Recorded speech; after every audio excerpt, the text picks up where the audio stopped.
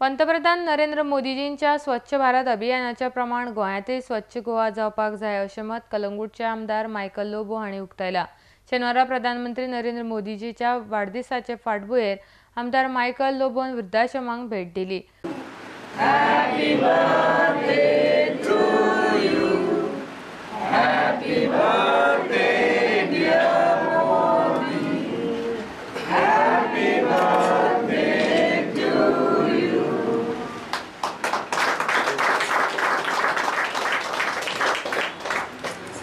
We are all responsible for this. We all have to work together.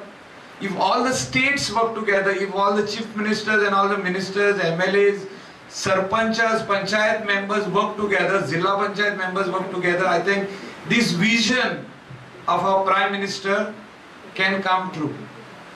So today, being his birthday, we are cutting a cake and we are wishing him good health.